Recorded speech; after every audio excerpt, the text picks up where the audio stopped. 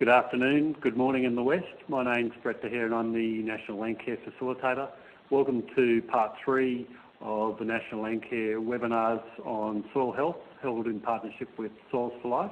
I've got Simon Gould here with me from Soils for Life. Today is how do we measure and extend effective practices. Remember, if you're having any problems at all, try 1800 733 414. And also there's a toll-free number which is contained at the bottom of your screen on the left-hand corner, 1800 896 323. And if you're having any problems, please try those numbers. For questions and answers, you'll see the chat box at the bottom left-hand corner of your screen. Please send in your questions. Those questions we don't get to today, we have ensured for each of the webinars so far that we get individual replies to those, and all the questions and answers go up on our websites and will also be sent out to all the participants along with the recording of today's webinar. We've also got some action on Twitter using the hashtag soil health. So for the Twitterers, please use that as well. And I'd like to hand over to Simon. Thank you. Thanks very much, Brett. So today we're, if you like, wrapping up the soil health series. The first one you recall was about the strategic importance, and then drifting down to paddock level, the importance of soil health for Australia and all Australians. Then last week we looked at how you could practically build soil health by listening to Cole Seiss and Shane Joyce's stories. And so today, wrapping up, how do you monitor, measure and then extend these sort of practices more widely? So we're very fortunate to have Tim Wright and Rhonda and Bill Daly join us today. So Tim, who's busier than a one-armed wallpaper hanger per se at the moment, is taking a break from shearing today to give us an hour over his lunchtime to talk about his work on Lana, which extends back to 1980. And in particular, we've selected both of the case studies because of their emphasis on measuring and evaluating what they're doing. So we'll hear from Tim in a moment, and then once Tim's finished his presentation, we'll hear from Bill and Rhonda Daly, who have travelled all the way down from Young in the fog to join us here in the quote studio unquote, and particularly listening to their approach with measuring what's going on in their mixed enterprise just outside of Young. So let's start with Tim. Just briefly, sorry Simon. Questions. We've got questions, and we'll also have John Talbot with us from the Assistant Secretary for Sustainable Agriculture with the Department of Agriculture, Forestry and Fisheries. But we have what enterprises people are either farming or involved with. If people could tick on the box that most reflects their operation, or if you're involved with a number of those, you can tick more than one box. So people should be seeing the results of that real time on their screen. We'll just give that another 15 seconds. We've got certainly a good spread across grazing, mixed farming, croppers, horticulture. There's a lot of others in there as well. People could type, if you're in another, please type on into the chat box what best reflects your enterprise, and we can help capture that information. So thank you very much for that. We'll give another couple of seconds and we'll close off, thank you, and we'll move on to the first of our speakers. Okay, so because Tim's ringing in from home, we don't have him with a webcam, you won't see a face here, and that'll reappear once Tim's finished and Bill and Rhonda come back on. So Tim, over to you. We've got your first slide up, or Ron, we're about to move to your first slide, and I'll click that for you now. Over to you, Tim. Thank you, Simon, and welcome to everyone to this webinar. One of the first I've done like this, but we're starting with the, I guess it's really what's the bottom line and what sort of kicks us off in what we're doing, and really it's based on what I call the holistic goal, which is on our case study written up in the booklet. And I won't go into that, but I just want to mention that the goal is imperative. Unless you have that goal, nothing else sort of eventuates, and you're always waddling around trying to find the answers. But it's based on three things, and only three, and that's your values. It's based on the resource base which you have, and the finances that are available. And you sit down with your employees and staff or your family and work on that. So it's a really important part of our operation, and it should be a more important part of a lot of operations. And I think decisions can be based a lot better and made a lot better if you have a proper goal to work off. So I'll just move on to the what our operation is really about, and we're based on the western side of the Northern Tablelands in granite country, what was regarded as very poor soil. Not quite as poor as some of these sandy soils in Western Australia, but all the same they've been bleached, and it demands a lot of inputs from nutrients and whatever in terms of superphosphate and whatever, which was done in the early days. Rising costs in terms of trade, reducing whatever we were trying to do, it led me to start to think at alternative ways of farming. This was nearly 20 years ago. I shut the books on the way we were taught, and I decided to look at alternative ways, and that's when Alan Savory came on the scene, and I started looking into his biological approach, ecological approach to farming. And so we've adapted everything to suit that program. But our operation is superfine wool, store lamb, and moving into the prime land game, and yearling cattle on a 50-50 sheep cattle basis. And it's mainly a self-replacing flock and herd, because that suits our environment. We're not into the fattening operation, but we can do that. So really it goes through, I think, Simon, we moved to the paddocks, and where we started with about 30 paddocks, and what was really missing was the fact that I was running out of feed. Well, I had feed, but I just couldn't rest the paddocks, and I didn't realise at the time, about 20 odd years ago, that rest was the key, as in planned rest. You can rest it, but that's nothing unless you have a plan, and hence we use the term planned grazing. And so it was that plan, based on a rest period of roughly 70 to 80 days, which suits our environment here. It will go out longer the further drier you get, but we're on a roughly 32-inch rainfall of 750 mil, and that sort of leads us to that sort of rest period. And so to get that rest, we had to subdivide and put in more watering points, and so we're now up to nearly around 300 paddocks, all permanently fenced, permanently watered. And we've done that. The economics of that has been paid for within 2 years. Every time we do something, I make sure we get it back. So it's been a gradual program, but we get it back, and we've never borrowed to do it, and the operation's ticking along very well now. So we've broken the farm into what I call farmlets, or some people might call them cells.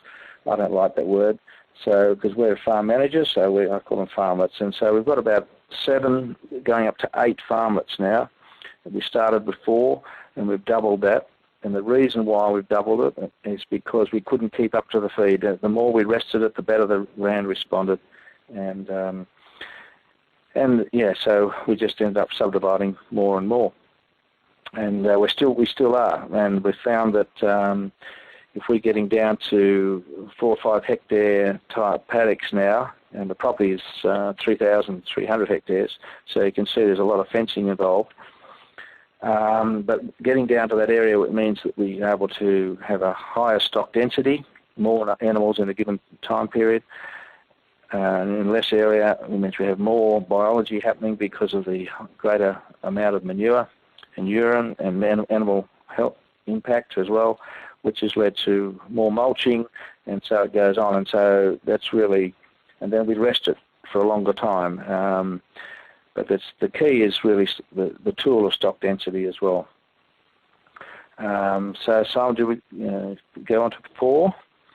I'll talk about rest a little bit more, because some people would say that if you rest land, like it's a national park or whatever, then it's going to be good.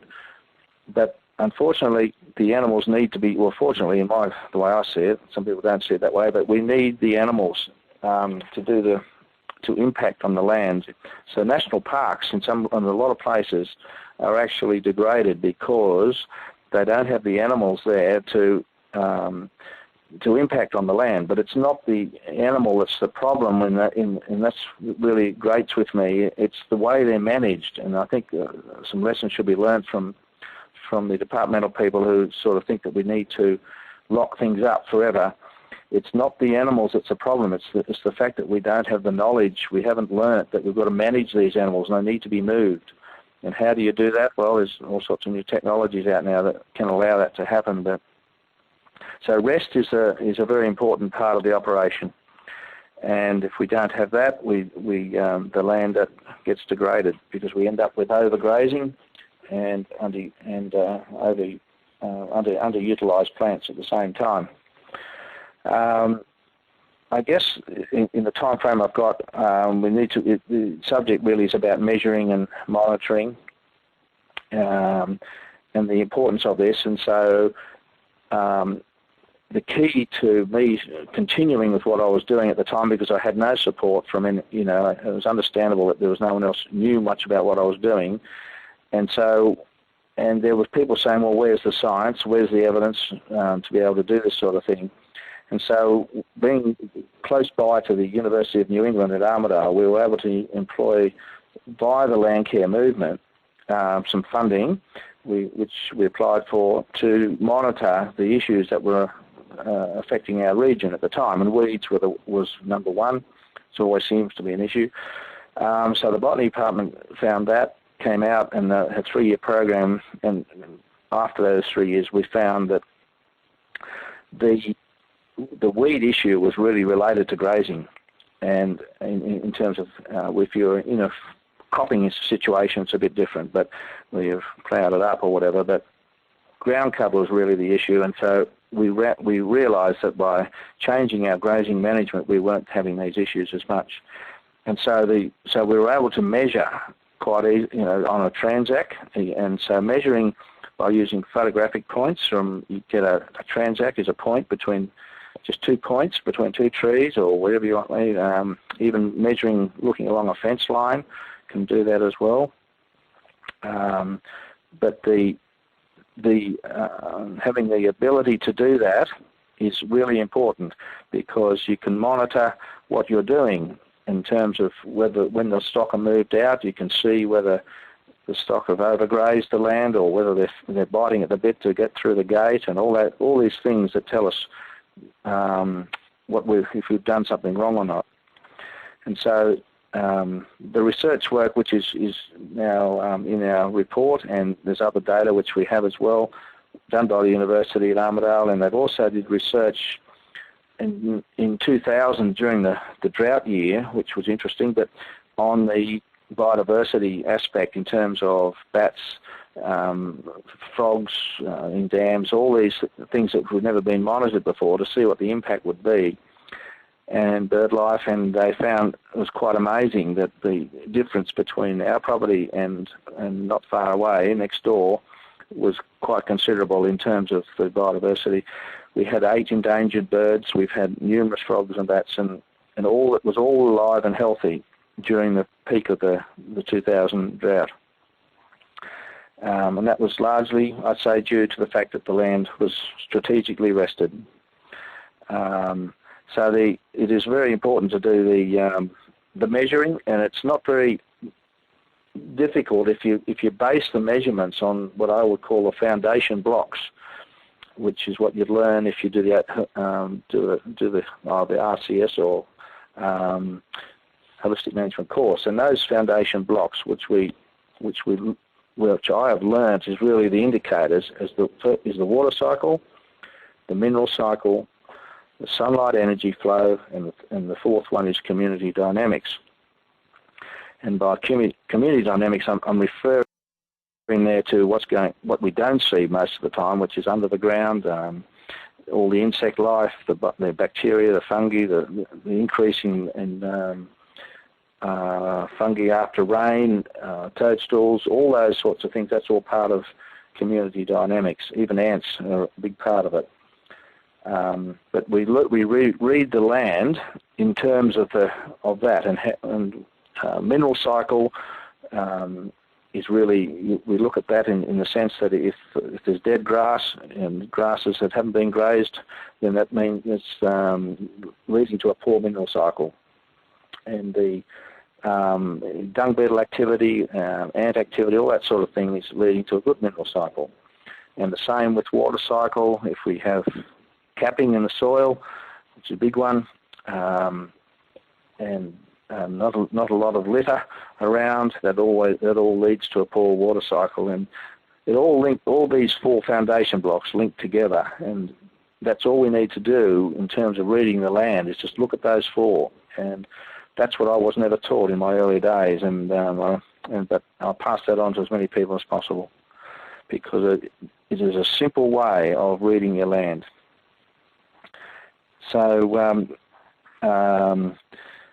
the next sort of, I've talked about the practical indicators, and probably one of the better ones for measuring is also just to look along your fence line. Particularly at a point where you might have 3 or 4 fences coming from off a watering point or something, and you just look along to see how much you've left behind in terms of feed availability and what's ahead of your stock. An indicator right now is that we've just had over 3 months without rain on the northern tablelands, which is quite unusual. But not too, it's a dry spell, but we're coming into a wetter time, coming into winter.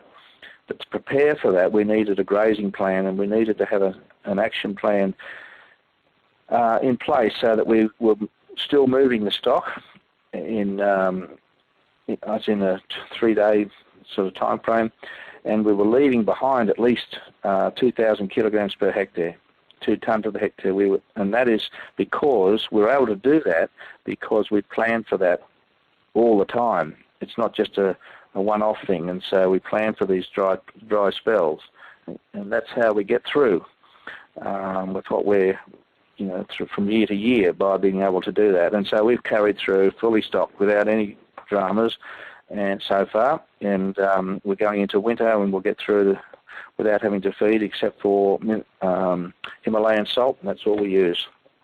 No bypass protein or anything. And so when you look at that in terms of what we're doing, the cost of production are down considerably. And I guess the whole thing, I guess, when we're doing, by adopting this type of program, it's the whole biodiversity aspect that really is enhanced. Tree regeneration is an indicator of a healthy landscape without having to plant trees everywhere. But if you can got new trees coming back, that means your water cycle and mineral cycle are ticking along pretty well, and you're not overgrazing it. And when the animals come in, even at a high stock density, they're not affecting those trees because of time. They're only in for 3 days or 4 days, and they're not going to want to eat those trees if they've got healthy grass and healthy feed that they'll want to eat beforehand. So that comes back to your riparian question, which is another big question mark for me. And if you don't need to fence off riparian areas, if you've got your fences put in areas where the paddocks can be fenced off along the creeks, but we still graze them, but they're only in for a short time, so there's no tracking, there's no mineral disturbance. It all comes in. All these benefits just keep flowing from one, all because we had a proper grazing plan. So I guess I think my time frame, I'm about close to it, but there's a graph which we have, which shows the trend line from since we changed our management program right through to today. And you can see with this graph that the rainfall, even though the rainfall in the drought years has been down. The carrying capacity, the stocking rate and the carrying capacity of that land is more than double what it was back in 1980 when we were feeding and spending thousands of dollars in terms of feed, and it was taking 4 to 5 years to recover. And that's why we're in trouble now. And I'm sure there'll be some questions on this in terms of drought management and monitoring. But one of the big things we need to realise is that we live in a dry country. We don't live in Europe, but we've adapted European ways to suit a dry country, and that is prone to drought. And it's time that we woke up and started to realise that we can manage to suit the Australian environment by adapting enterprises to suit that environment rather than trying to change the environment, and by adapting holistic type guide principles, which is what I've been talking about. And it's very simple to understand, really, and it's fairly simple to implement, even though it might seem that it might be a huge cost. It actually isn't, in terms of the production that we're getting from the stock and the benefits to the land. So I think I'll leave it there, Simon. If there's more I can add to it, or if I've missed something. No, that's really good, Tim. Thank you. And to everyone out there, just a reminder that Tim's available to answer questions, and it's best really with these things to type your questions in as you go along so you don't forget them. So I'll now introduce Bill and Rhonda, who are now going to enter stage left and speak to us about their experiences outside Young.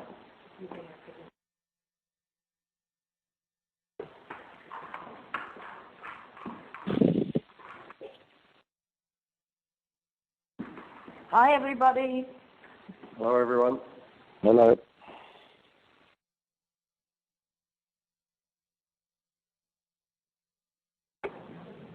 Good morning and good afternoon to all others. Rhonda and I have a farm east of Young in the southwest slopes of New South Wales. Very mixed farm, growing both merino ewes for wool and lamb production, plus crops, and also steer trading. So quite a mixed farm, and comprising of 1,250 hectares with a CEC of a light sandy loam soil of about 4 or 5. So, yep, not on the heaviest country, but still very productive. I guess going on to why we needed to change what we did, land degradation to me creeps up on you. You don't realise it's happening, and then suddenly you see things starting to hit the wall. So we needed to change because of running a conventional farming system for the life of our farm, which is on our one family for over 100 years. We started to see degradation in our soil structure, in our viability of our farm, in the overall production levels of our farm, and they were our biggest reasons for change. We could just see things not working anymore.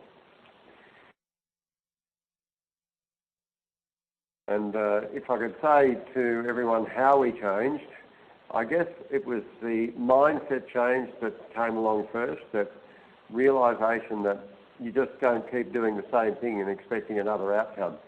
So I started to understand, with the help of Rhonda, that if we build our humus levels in our soil, which seems to be the thing that's lacking the most of all in Australian soils, we could really do some dynamic changes because of increasing biology, increasing structural change, and increasing the mineral or chemical makeup of our soil to become available. So they were the things that really made us change.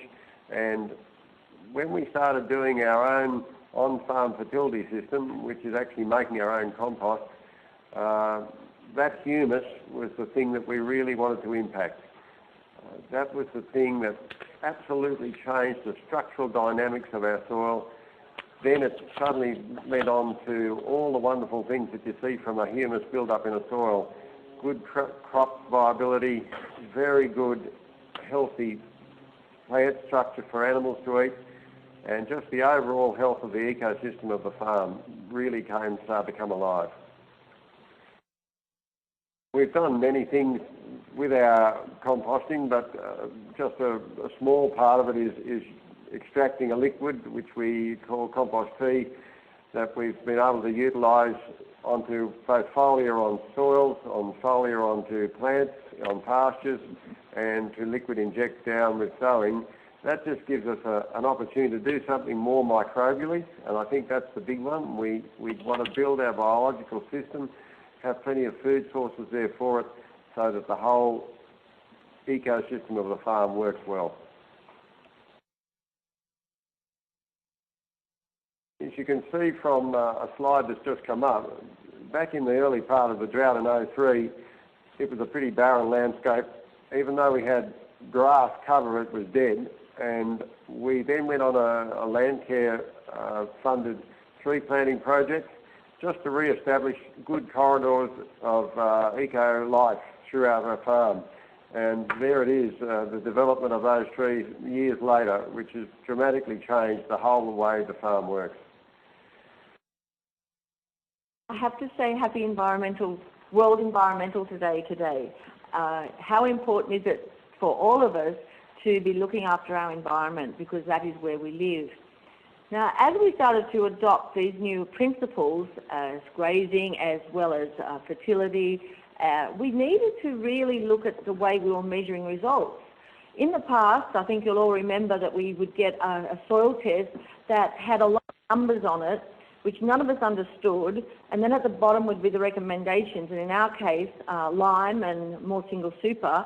And no one ever knew really what was happening in the soil, or why things weren't working with the soil, or why the animals weren't healthy and happy and the crops weren't looking viable, because no one was going to explain it to you. So we went on this mission for the last 11 years, and I've come up with 9 parameters that we're going to go through today as how we measure these, and they've been non-linear changes in the soil, because if we look at just the soil test, it's a good base, but it's really not showing us everything that we need to be. We need to become good observers as well.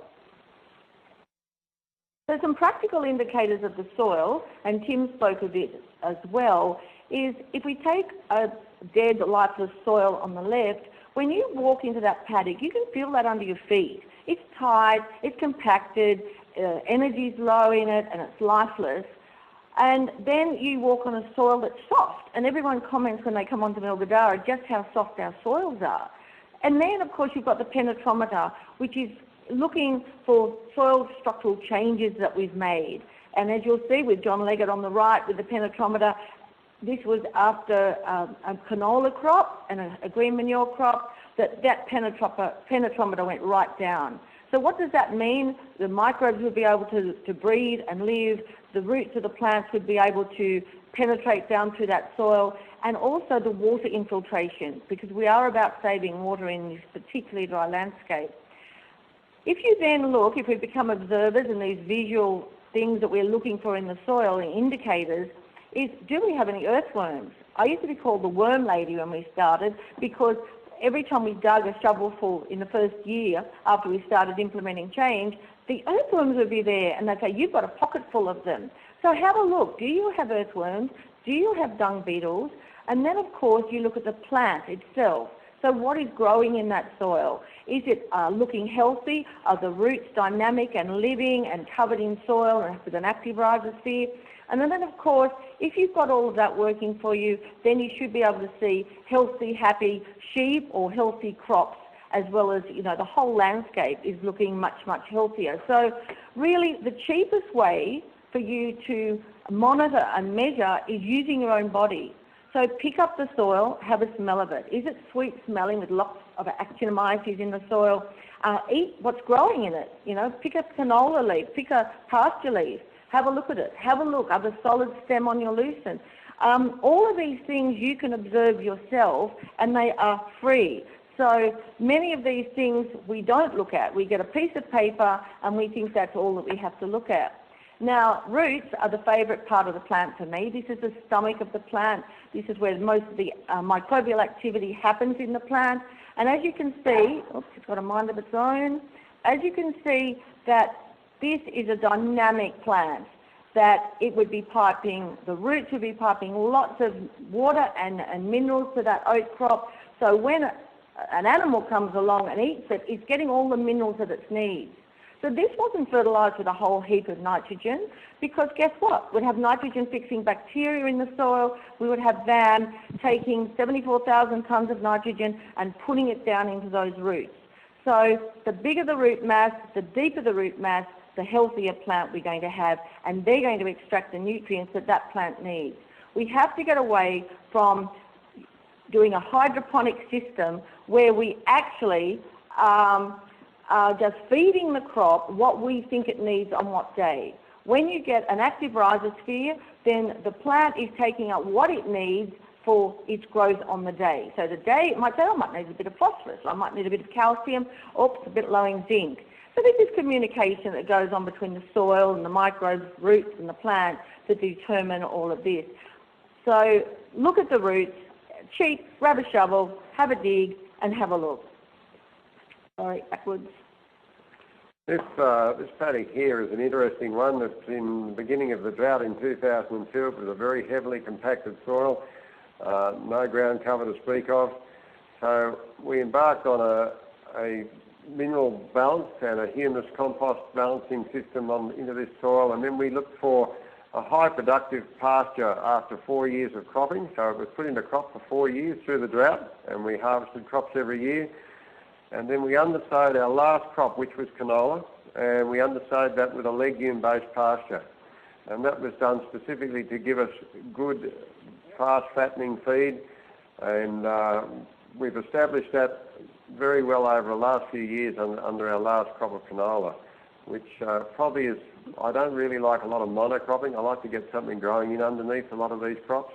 And there's a great shot of us in 2012 with Simon and John, just showing what the production has been over those years.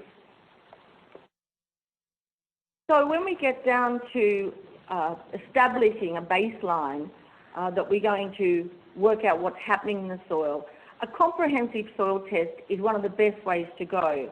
And we're not looking at about one that doesn't give you nitrogen, ammonium and nitrate, and we're not looking at one that doesn't give you any minerals of boron or zinc or copper. We're looking at a comprehensive soil test that is actually showing you the three aspects of the soil. So the three aspects of the soil, oh, not the three aspects of the soil, the three pools of nutrients in the soil are total, exchangeable and soluble. So it is the soluble portion that really allows us to see how much microbial activity is releasing the minerals from the total pool to feed the plant. So you'll see in the next slide that I've graphed up the phosphorus, calcium, magnesium and potassium in the soluble, exchangeable and total pools. This, some people say when they see their total pools, they say, well, do I need to sell my soil now and sell this property and get another one? I think everyone will realise when you run a property that we all have challenges with our soil. Ours on Milgadara are what I would call very small soils, low CEC, that's your nutrient holding capacity of your cations, in that we can degrade our soils very quickly, but we can also bring them back very fast. Unlike someone with a heavy clay soil, will take a long time to degrade the soils, but also a long time to bring them back. So to me and our Milgadara, that this soil test gave us the base.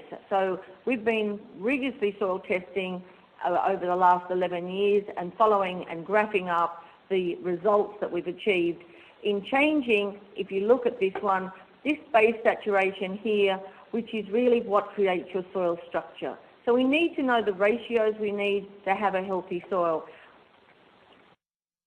Another tool, which cost $60.50, because I was asked what the cost of all these were, is to get a leaf test or a tissue test of the plant that's growing. So then you can really see what microbes are delivering and the roots, what nutrients they're delivering up into that plant. So, you know, you say, well, I've got it in the soil, how come it's not up in the plant? So then you start to ask more questions of yourself of how do I need to change my management or what do I need to do? So as far as a leaf tissue test, once you receive this, if it's in cropping, you can allow yourself then to put on nutrients that may be lacking to get higher productivity and yields or growth, but also we know what some of these mineral deficiencies look like when we look at the plants. So we observe it first. If you're unsure what it is, then do a leaf tissue test to identify what minerals are lacking, and you can supply them to the growing crop. It's like going backwards. And some of the benefits that we've seen over the years has been probably the largest one has been soil structural change.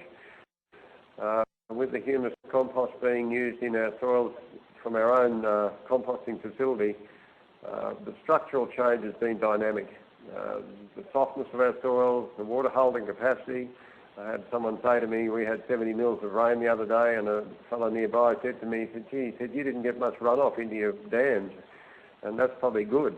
I mean, it all went into the soil. So it's been a great benefit to see that structural change. And that's come through to our plant growth, our animal health. I've just been amazed how, since we've had more growth in our plants, but very healthy growth, our worm burden in our stock, we hardly have to drench at all. So, you know, there's some wonderful benefits when you get the long-term things changing. You just have a look at this slide of a canola crop in 2010. That crop is undersown with legumes, lucerne chicory and clovers, and it was used, probably I'm using the slide to show that the inputs of fertiliser at sowing time were very low, especially the nitrogen, but it still yielded 3 tonnes to the hectare and had 47% oil. So that underneath legume sowing really has some benefits. So this was part of a trial. We did a 3-year trial with Dr. Martin Stapper on using different rates of humus compost with tea, and then Dept came in at the 2-year mark and did some analysis of what was going on. And you can see in this slide that within 2 years we'd built 10 centimetres of new topsoil. So if people say you can't grow topsoil or soil, yes we can. We certainly, you can see this, we can actually grow soils by providing the right mineral and microbial balance and food for those to turn it into humus. So the massive benefits that we established from doing this trial was that we sequestered 22 tonnes of carbon dioxide. We increased soil organic carbon in a cropping system. I think this is a dynamic that a lot of people will say, well, you can only build carbon under grazing. And we know that is the greatest way to build carbon is in a controlled grazing situation with cell grazing. However, there are some people who do crop, and we have to ensure that we're not degrading our soils in the cropping phase till we get to the pasture phase.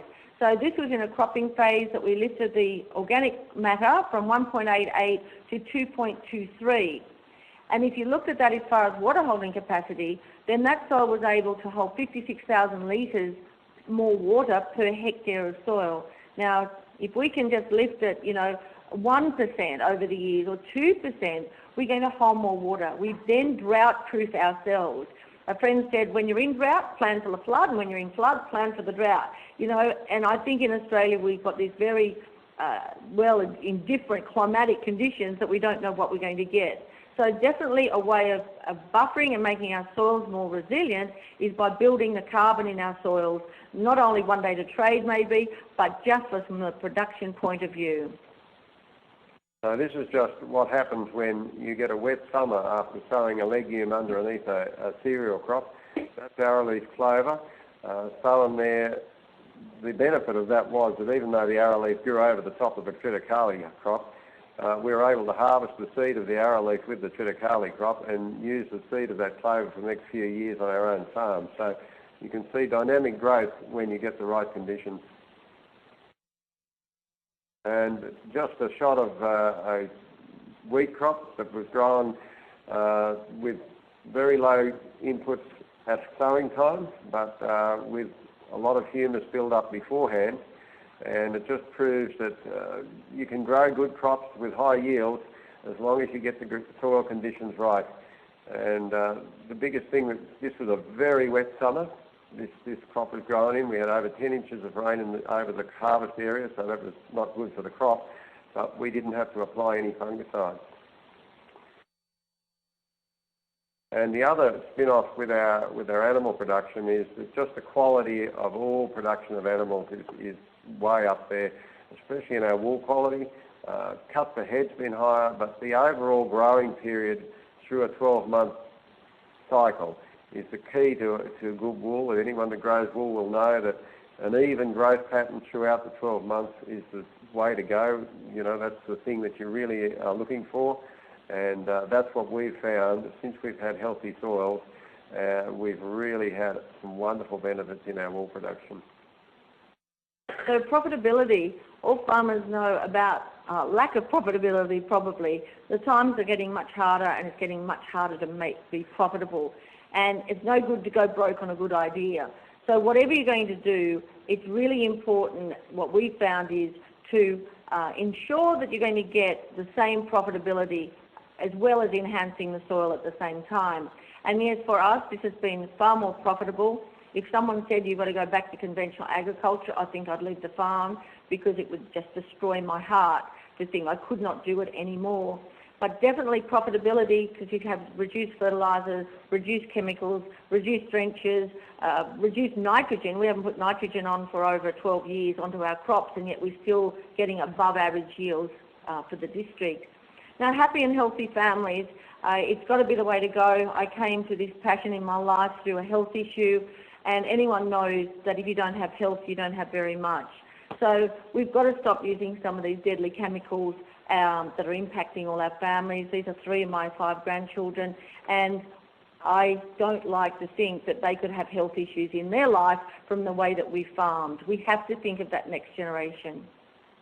So ideas for the future of measuring and monitoring, definitely all the research that's been done and the testing, it's been a very linear way of testing it. We have to go to a non-linear system. So one that I came up with was a systems approach using comprehensive testing to understand and support microbial activity that builds carbon and nitrogen into the soil. Now this would be looking at a lot of the visual observations we have, but we have to get on real farm observations turned into being able to explain why this works, because it's not just about a soil test, it's just not about pasture growth. It's about getting the triple bottom line right and making sure that we all benefit from what we do with the soils, because the soils are our future. Now, Simon might come in here, but we have the Milgadara Soils for Life / field day on Wednesday, July the 24th, and anything that you've seen today, if you want to have a look at what we've done and how we've improved our soils, these very light soils, then definitely come along and ask all the questions that you like. Thank you. See you, bye. Well done. Now sit tight, you two, please. Thank you. That was a real tour de force. We had a few of your fans in the chat room, and I won't show you that. You might get a bit excited. It's tremendous to have a husband and wife team here talking about what they do, and tremendous to have Tim at the other end available as well. And Tim, I hope you can still hear us. They're all right for questions? Yes, yep. Okay, wonderful. I'll start, since we've got Bill and Rhonda sitting here, and this is a great question. I haven't heard this before. When we talk about growing soil, do you actually grow soil, or is it a case of the bulk density of your soil reducing? Question. And when you talk about your soil growth, what was your reference point? Was it depth, or how do you actually measure that comment? I guess when I talk about growing soils, I look at the CEC growing, the cation exchange capacity, which is your nutrient holding capacity. So the cations, the CEC is your cations, it holds the cations. We know humus holds both anions and cations. So by building our CEC, which we have on Milgadara, and it's got a long way to go, or we would like it a long way to go, I would say we are building soils because we're building nutrient holding capacity, but literally in depth. We're getting an increase in the depth of the soil as well. So I'm unsure about the bulk density, but I'll certainly look into that one. All right, wonderful. Sorry, and also, when you look at building soil, remember that when you build soil with humus, you actually build the air and oxygen in the soil as well. So the particles in the soil get pushed apart, so your soil feels softer. And that's something that I've noticed a lot. That's the building of soil, is building that humus level to soften the soil. Okay. Well, your system's a different system. How do you view building soil health? Well, it's different, but it's similar in the sense that we're doing exactly the same things as what Bill and Rhonda are doing, but I'm doing it via a composting, a natural composting way in terms of high density stocking, laying down manure, and resting and building all the time. And I see it in if I'm starting from a soil that doesn't have hardly, our topsoil was in those poor granite type soils. You're lucky to have half a centimetre of what I call dark humus colour. But we could be a couple of centimetres now deep, and which is big.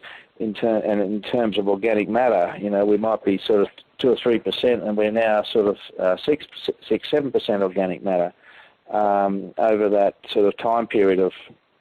And it doesn't happen overnight, but you can build soil, and it's just it's a simple way of doing it. If you want to do it fairly quickly in a cropping operation, as you've just heard, I think that's there's other ways of doing it quickly. But in terms of what we're doing, and in terms of the scale that we're operating on, and in economic terms, I found that by doing it by the animal. Through a stock density is a fairly economical way of doing it, and it's ongoing. The beauty of it is that as the stock move out, you're building that soil, so by the time the next time the stock come around, the soil is better again. Every time the stock go into a paddock, this paddock should be getting better, not worse. Okay, that's wonderful. Thanks, Tim. Now, people would be aware that you can look at these webinars later on. They're going to be on the web if you've missed it, or tell your mates, hey, there's this great presentation.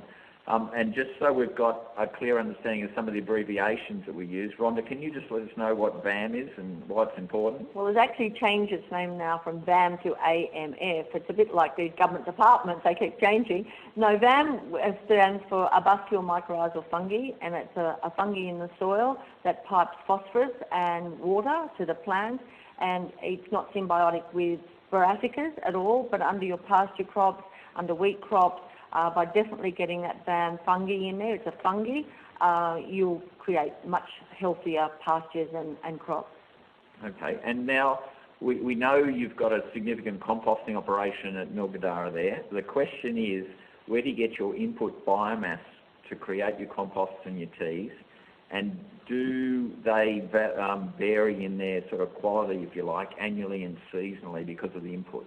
As long as in the composting we have a recipe, it's a bit like a cake, as long as you get a 25 to 31 carbon to nitrogen ratio and you have the porosity right, there's over 300 feedstocks. So yes, they can vary, but we have 44 composting operations around Australia, so everyone's using different feedstocks in their operations, from the Ord River to Guru to Esperance in Western Australia. So everyone's got different feedstocks.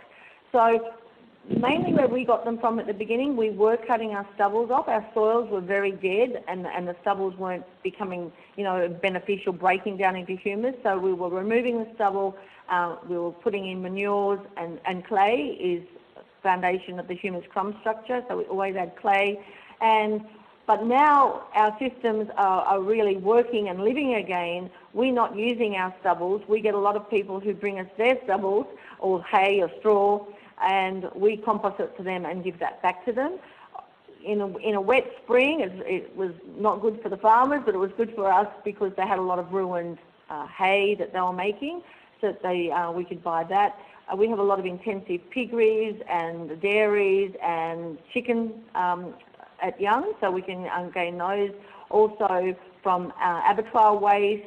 There's a lot of feedstocks that people can source. If you've got green waste in your local council, if you've got cardboard, if you've got paper, all those sorts of things are able to be composted.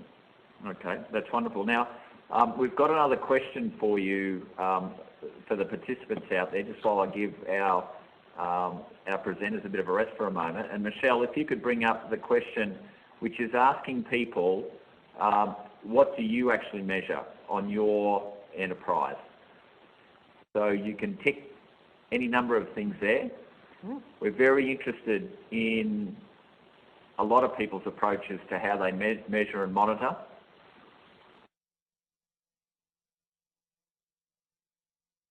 Yeah, so you can tick multiples there. Just leave that go for a few more seconds. And we'll leave it there for a moment, Michelle, while I ask Tim his next question.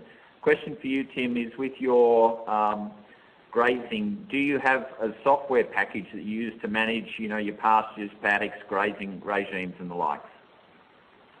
Thanks, Michelle. I don't have a software package to suit what I do, but what I do is match the stocking rate to the carrying capacity every season. And so what I just sit down and I look at the total DSE rate. If we're just looking, I'm answering this in terms of keeping up, just monitoring what we're doing in terms of stocking rate and carrying capacity. So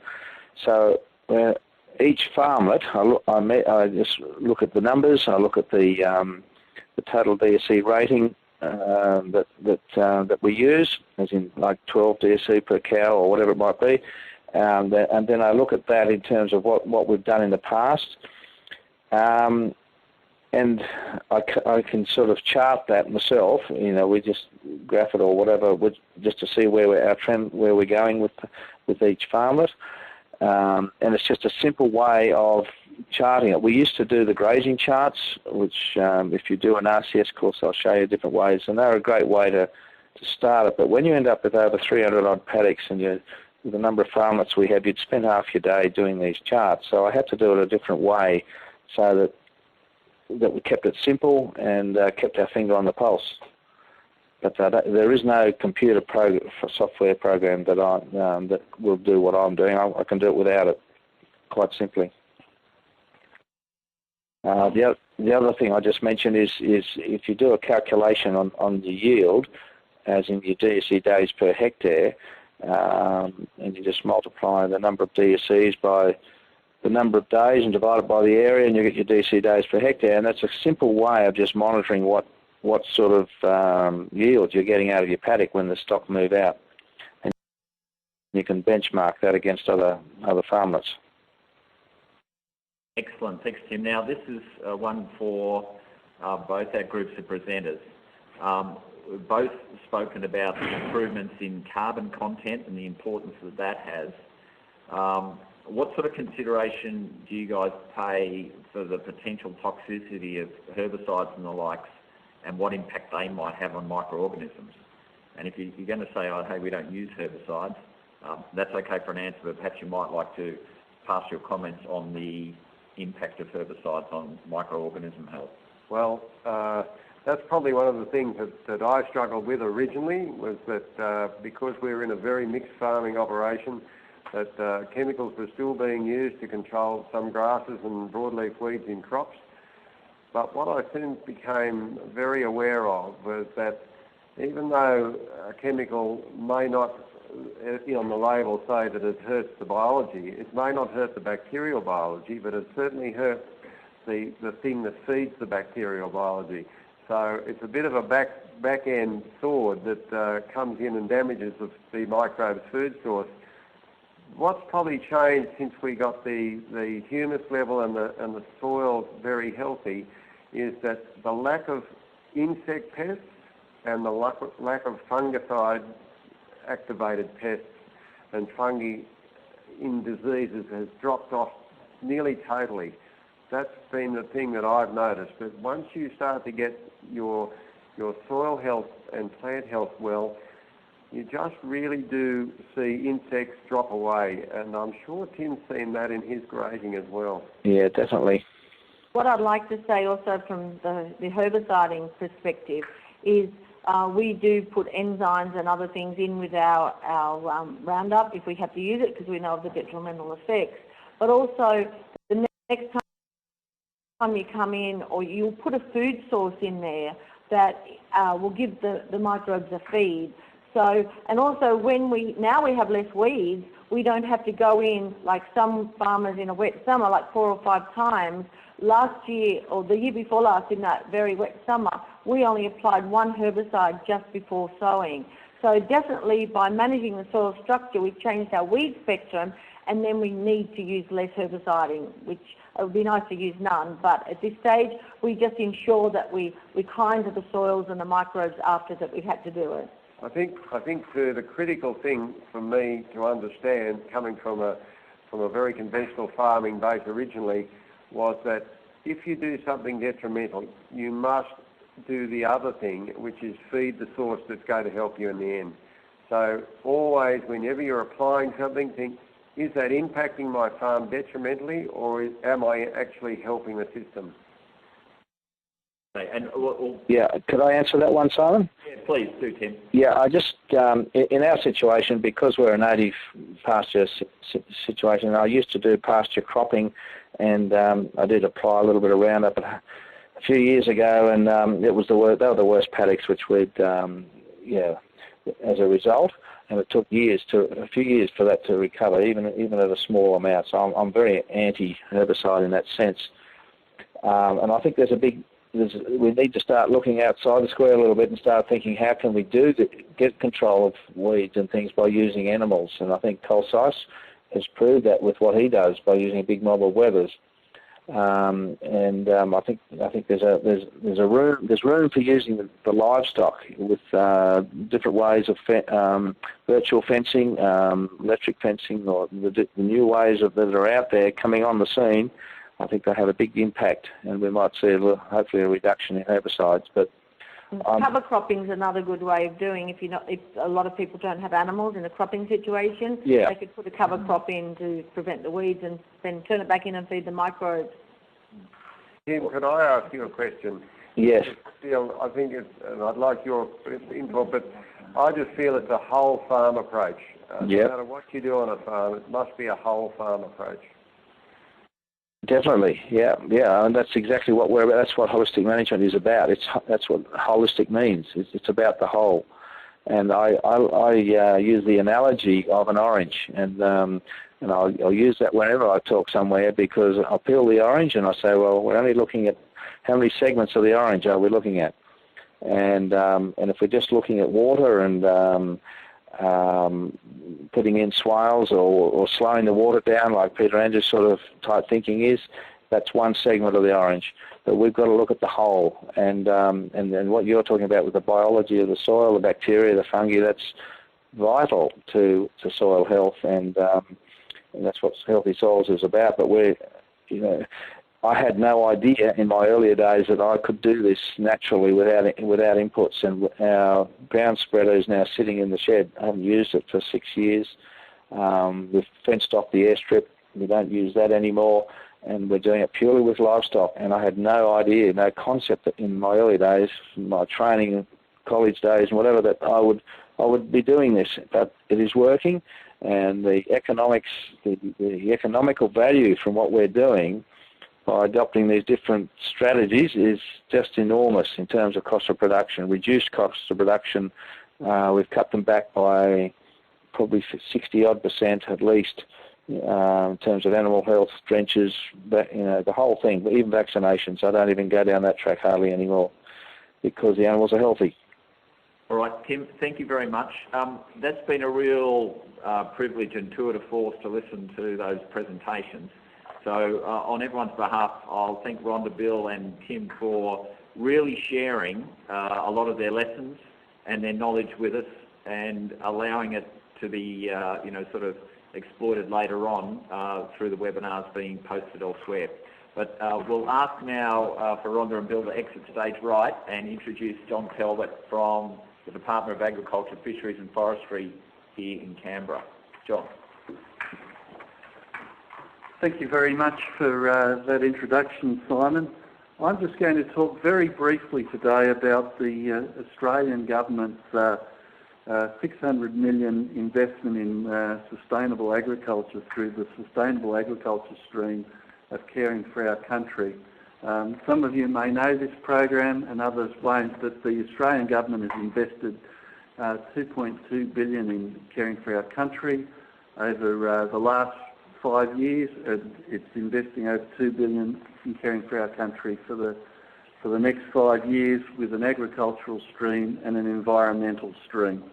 The Minister for Agriculture, Fisheries and Forestry, Senator Joe Ludwig, on the 26th of March announced strategic directions for the sustainable agriculture stream, and those objectives, 5 objectives being the sustainable production of food, innovation in Australian agriculture and fisheries practices, reduced impact of weeds and pests on agriculture, improved management of agriculture and fisheries on the natural resource base, and a skilled and capable Landcare community.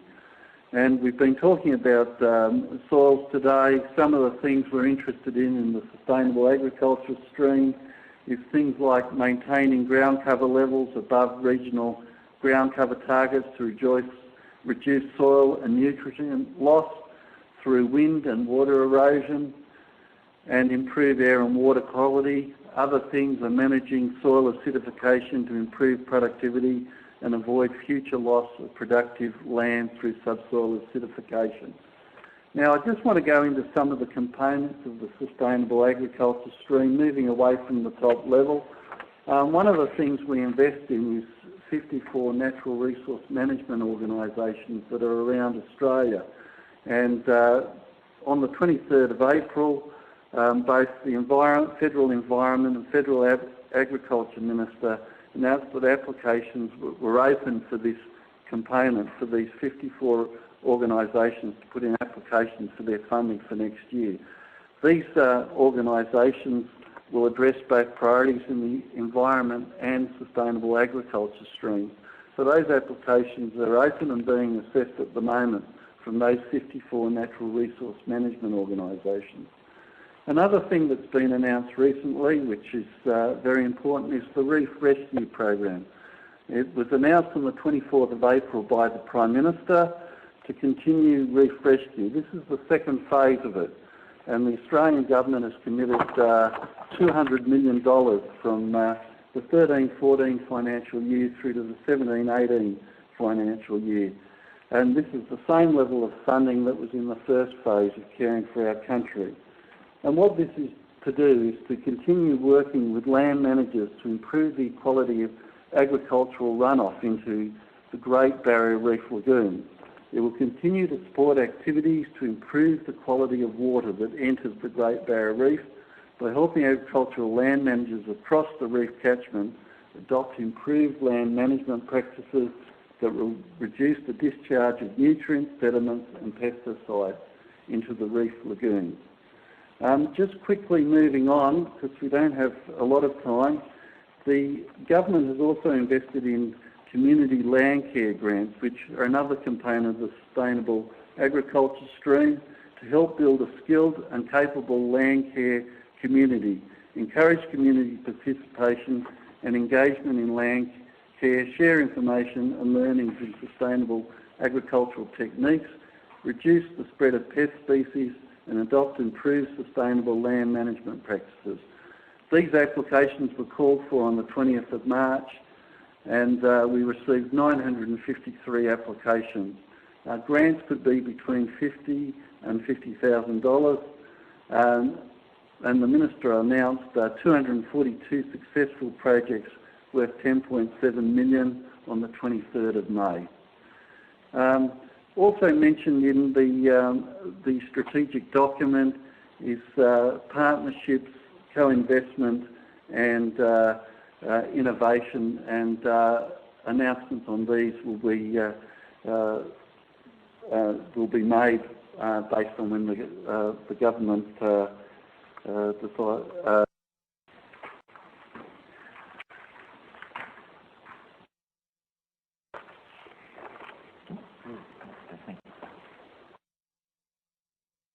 There we go.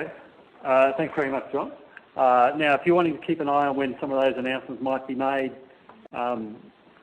keep an eye on nrm.gov.au. Keeping an eye on things in the near future would be a good idea. I'd like to thank everyone for their participation, our speakers over the last few weeks.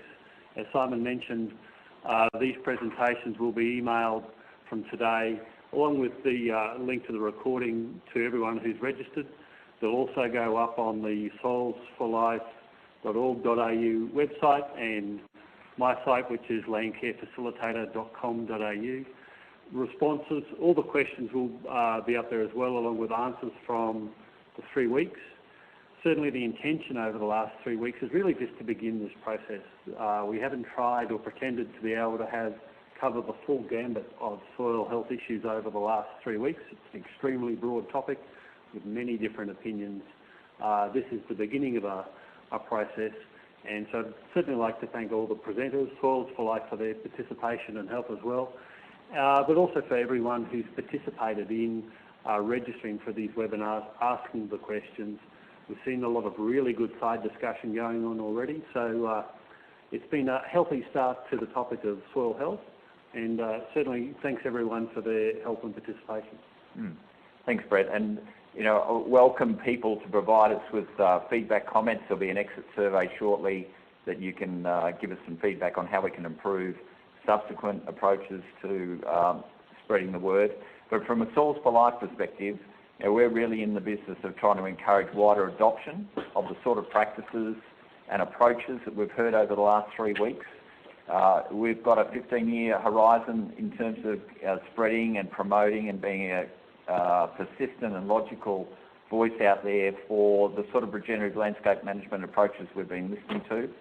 So there's spots on our website to contact us. If you're sitting on one of the greatest thoughts on how to encourage this wider adoption, and we haven't scratched the surface on it, we'd love to hear it from you and do our best to promote it and get it out there and encourage other people to get on board. But thanks to Brett and to his team and the Department of Agriculture, Fisheries and Forestry for providing the wherewithal to enable the last 3 webinars to go ahead. Thank you.